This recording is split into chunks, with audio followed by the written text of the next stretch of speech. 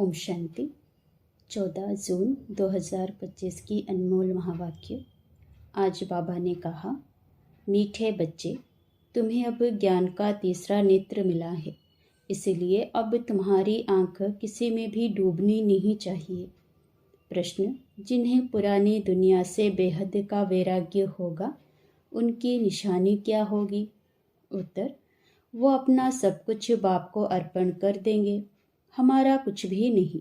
बाबा, हमारी यह देह भी नहीं है, यह तो पुरानी देह है, इनको भी छोड़ना है।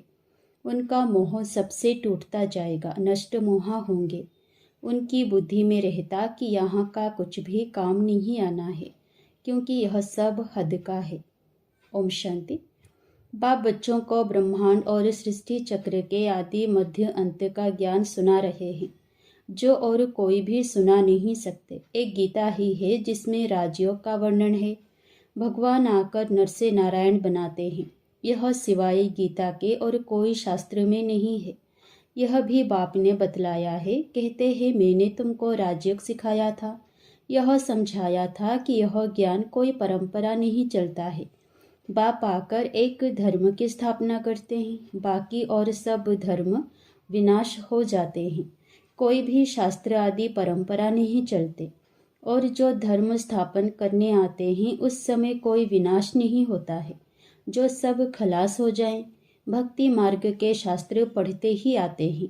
इनका व ब्राह्मण धर्म का भल शास्त्र है गीता, परंतु वह भी भक्ति मार्ग में ही बनाते हैं, क्योंकि सतयुग में तो कोई शास्त्र रहता ही नहीं और धर्मों के समय विनाश तो होता ही नहीं। पुरानी दुनिया खत्म होती नहीं, जो फिर नई हो वही चलती आती है। अभी तुम बच्चे समझते हो यह पुरानी दुनिया खत्म होनी है। हमको बाप पढ़ा रहे हैं, गायन भी है, एक गीता का ही है। गीता जयंती भी मनाते हैं, वेद जयंती तो है नहीं। भगवान एक है तो एक की ही जयंती मनानी चाहिए। बाकी है रचना, उनसे कुछ मिल नहीं सकता। वर्षा बाप से ही मिलता है, चाचा काका आदि से कोई वर्षा नहीं मिलता। अभी यह है तुम्हारा बेहद का बाप, बेहद का ज्ञान देने वाला। यह कोई शास्त्र नहीं सुनाते हैं, कहते हैं यह सब भक्ति मार्ग के हैं। इन सब का सार तुमको समझाता हूँ। शास्त्र कोई पढ़ाई नहीं, पढ़ाई से तो पद प्राप्त होता है। यह पढ़ाई बाप पढ़ा रहे हैं बच्चों को। भगवान उवाच बच्चों प्रति, फिर 5000 वर्ष बाद भी ऐसे ही होगा। बच्चे जानते हैं हम बाप से रचता और रचना के आदि मध्य अंत को जान गए हैं। यह कोई और तो समझा न सके सिवाय बाप के। इस मुख कमल से सुनाते हैं। यह भगवान का लोन लिया हुआ मुख है, जिसको गौमुख भी कहते हैं। बड़ी माता है ना, इनके मुख से ज्ञान के वर्षंस निकलते हैं, ना कि जल आदि। भक्ति मार्ग में फिर गौमुख से जल दिखाया दिया है। अभी तुम बच्चे समझते हो भक्ति मार्ग में क्या क्या करते हैं। कितना दूर गौमुख आदि पर जाते हैं पानी पीने। अभी तुम मनुष्य से देवता बन रहे हो, यह तो जानते हो। बाप कल्प कल्प आकर मनुष्य से देवता बनाने के लिए पढ़ाते हैं। देखते हो कैसे पढ़ा रहे हैं। तुम सबको यह बतलाते हो भगवान हमें पढ़ा रहे हैं। कहते हैं मामेकम याद करो तो तुम्हारे विकर्म विनाश हो जाएं। तुम जानते हो सतयुग में थोड़े मनुष्य होते हैं, कलयुग में कितने ढेर मनुष्य हैं। बाप आकर के आदि सनातन देवी देवता धर्म की स्थापना कर रहे हैं। हम मनुष्य से देवता बन रहे हैं। मनुष्य से देवता बनने वाले बच्चों में देवी गुण दिखाई देंगे। उनमें क्रोध का अंश भी नहीं होगा। अगर कभी क्रोध आ गया तो झट बाप को लिखेंगे, बाबा आज हमसे यह भूल हो गई, हमने क्रोध कर लिया, विकर्म कर लिया। बाप से तुम्हारा कितना कनेक्शन है, बाबा क्षमा करना। बाप कहेंगे क्षमा आदि होती नहीं, बाकी आगे के लिए ऐसी भूल नहीं करना। टीचर कोई क्षमा नहीं करते हैं, रजिस्टर दिखाते हैं तुम्हारे मैनर्स अच्छे नहीं है। बेहद का बाप भी कहते हैं तुम अपने मैनर्स देख रहे हो। रोज अपना पोता मिल देखो, किसको दुख तो नहीं दिया, किसी को तंग तो नहीं किया। देवी गुण धारण करने में टाइम तो लगता है ना। देहाभिमान बड़ा ही मुश्किल से टूटता है। जब अपने को देही समझें तब बाप में भी लग जाए, नहीं तो देह के कर्म बंधन में ही बुद्धि लटकी रहती है। बाप कहते हैं तुमको शरीर निर्वाह अर्थ कर्म भी करना है, उनसे टाइम निकाल सकते हो। भक्ति के लिए भी टाइम निकालते हैं ना। मीरा श्री कृष्ण की ही याद में रहती थी ना। पुनर्जन्म तो यहाँ ही लेती गई। अभी तुम बच्चों को इस पुरानी दुनिया से वैराग्य आता है। जानते हैं यह इस पुरानी दुनिया में फिर पुनर्जन्म लेना ही नहीं है। दुनिया ही खत्म हो जाती है। यह सब बातें तुम्हारी बुद्धि में है। जैसे बाबा में ज्ञान है वैसे बच्चों में भी है। यह सृष्टि का चक्र और कोई की बुद्धि में नहीं है। तुम्हारे में भी नंबरवार है। जिनकी बुद्धि में यह रहता है ऊंचते ऊंच पतित पावन बाप है, वो हमको पढ़ाते हैं। यह भी तुम ही जानते हो। तुम्हारी बुद्धि में सारा 84 का चक्र है, स्मृति रहती है। अभी इस नरक में यह अंतिम जन्म है। इनको कहा जाता है रौरव नरक। बहुत गंध है, इसलिए सन्यासी लोग घर बार छोड़ जाते हैं। वह हो जाती है शारीरिक बात। तुम सन्यास करते हो बुद्धि से, क्योंकि तुम जानते हो हमको अभी वापस जाना है। सबको भूलना पड़ता है। यह पुरानी चीची दुनिया खत्म हुई पड़ी है। मकान पुराना होता है, नया बनकर तैयार होता है तो दिल में आता है ना यह मकान टूट ही जाएगा। अभी तुम बच्चे पढ़ रहे हो ना, जानते हो नई दुनिया की स्थापना हो रही है। अभी थोड़ी देरी है, बहुत बच्चे आकर पढ़ेंगे। नया मकान अभी बन रहा है, पुराना टूटता जा रहा है। बाकी थोड़े दिन हैं। तुम्हारी बुद्धि में यह बेहद की बातें हैं। अब हमारी इस पुरानी दुनिया से दिल नहीं लगती है। यह कुछ भी आखिर काम में नहीं आना है। हम यहाँ से जाना चाहते हैं। बाप भी कहते हैं पुरानी दुनिया से दिल नहीं लगानी है। मुझ बाप को और घर को याद करो तो विकर्म विनाश हो, नहीं तो बहुत सजाएं खाएंगे, पद भी भ्रष्ट हो जाएगा। आत्मा को फुरना लगा हुआ है। हमने 84 जन्म भोगे हैं। अब आपको याद करना है, तब विकर्म विनाश होंगे। बाप की मत पर चलना है, तब ही श्रेष्ठ जीवन बनेगी। बाप है ऊंचते ऊंच, यह भी तुम ही जानते हो। बाप अच्छी रीति स्मृति दिलाते हैं। वह बेहद का बाप ही ज्ञान का सागर है। वही आकर पढ़ाते हैं। बाप कहते हैं यह पढ़ाई भी पढ़ो, शरीर निर्वाह अर्थ भी सब कुछ करो, परंतु ट्रस्टी होकर रहो। जिन बच्चों को पुरानी दुनिया से बेहद का वैराग्य होगा वह अपना सब कुछ बाप को अर्पण कर देंगे। हमारा कुछ भी नहीं बाबा, हमारी यह देह भी नहीं है। यह तो पुरानी देह है, इनको भी छोड़ना है। सबसे मोह टूटता जाता है, नष्ट मोह हो जाना है। यह है बेहद का वैराग्य। वह हद का वैराग्य होता है। बुद्धि में है हम स्वर्ग में जाकर अपने महल बनाएंगे। यहाँ का कुछ भी काम नहीं आएगा, क्योंकि यह सब हद का है। तुम अभी हद से निकल बेहद में जाते हो।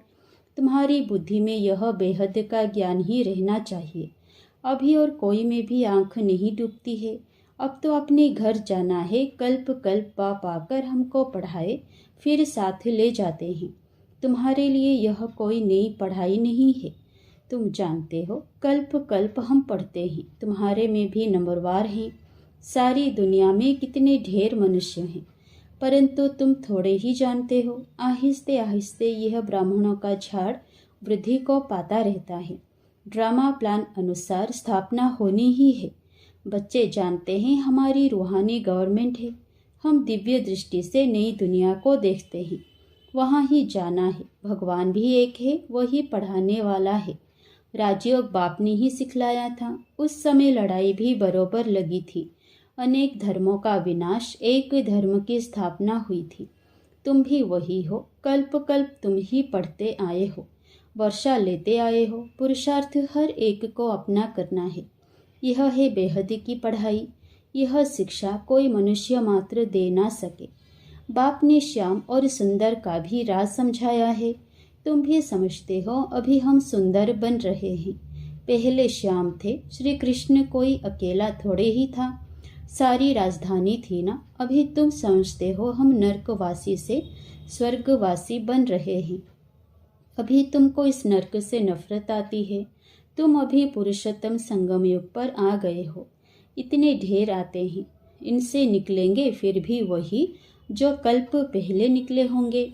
संगम युग को भी अच्छी रीति याद करना है। हम पुरुषोत्तम अर्थात मनुष्य से देवता बन रहे हैं। मनुष्य तो यह भी नहीं समझते कि नरक क्या है और स्वर्ग क्या है। कहते हैं सब कुछ यहाँ ही है। जो सुखी है वह स्वर्ग में है, जो दुखी है वह नरक में है। अनेक मत है ना, एक घर में भी अनेक मतें हो जाती है। बच्चों आदि में मोह की रग है, वह टूटती नहीं। मोहवश कुछ समझते थोड़े ही हैं कि हम कैसे रहते हैं। पूछते हैं बच्चे की शादी कराएं, परंतु बच्चों को यह भी लो व नियम समझाया जाता है कि तुम स्वर्गवासी होने के लिए एक तरफ नॉलेज ले रहे हो, दूसरे तरफ पूछते हो उनको नरक में डाले। पूछते हो तो बाबा कहेंगे जाकर करो, बाबा से पूछते हैं तो बाबा समझाते हैं इनका मोह है, अब ना करेंगे तो भी अवज्ञा कर देंगे। बच्ची की तो करानी ही है, नहीं तो संगदोष में खराब हो जाती है। बच्चों को नहीं करा सकते, परंतु हिम्मत चाहिए ना। बाबा ने इनसे एक्ट कराया ना, इनको देखकर फिर और करने लग पड़े। घर में भी बहुत झगड़े लग पड़ते हैं। यह है ही झगड़ों की दुनिया। कांटों का जंगल है ना, एक दो को काटते रहते हैं। स्वर्ग को कहा जाता है गार्डन, यह है जंगल। बाप आकर कांटों से फूल बनाते हैं, कोई विरले निकलते हैं। प्रदर्शनी में भल हाँ हाँ करते हैं, परंतु समझते कुछ भी नहीं। एक कान से सुनते हैं और दूसरे कान से निकाल देते हैं। राजधानी स्थापन करने में टाइम तो लगता है ना।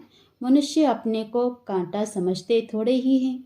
इस समय सूरत मनुष्य की भल है, परंतु सीरत बंदर से भी बदतर है। परंतु अपने को ऐसा समझते नहीं है, तो बाप कहते हैं अपनी रचना को समझाना है। अगर नहीं समझते हैं तो फिर भगा देना चाहिए, परंतु वह ताकत चाहिए ना। मोह का कीड़ा ऐसा लगा रहता है जो निकल ना सके। यहाँ तो नष्ट मोहा बनना है, मेरा तो एक दूसरा ना कोई। अब बाप आया है लेने के लिए, पावन बनना है, नहीं तो बहुत सजा खाएंगे, पद भी भ्रष्ट हो जाएगा। अब अपने को सतो प्रधान बनाने का ही फुरना लगा हुआ है। शिव के मंदिर में जाकर तुम समझा सकते हो। भगवान ने भारत को स्वर्ग का मालिक बनाया था, अब वह फिर से बना रहे हैं। कहते हैं सिर्फ मामे कम याद करो। अच्छा, मीठे मीठे सिकिलधे बच्चों प्रति माता पिता बाप दादा का याद प्यार और गुड मॉर्निंग। रूहानी बाप की रूहानी बच्चों को नमस्ते। धारणा के लिए मुख्य सार पहला, इस पुरानी दुनिया से बेहद का वैरागी बन अपना सब कुछ अर्पण कर देना है। हमारा कुछ भी नहीं, यह देह भी हमारी नहीं, इनसे मोह तोड़ नष्ट मोहा बनना है। दूसरा, कभी भी ऐसी कोई भूल नहीं करनी है जो रजिस्टर पर दाग लग जाए। सर्व देवी गुण धारण करने हैं, अंदर क्रोध का जरा भी अंश ना हो। वरदान, कहना, सोचना और करना, इन तीनों को समान बनाने वाले ज्ञानी तो आत्मा भव।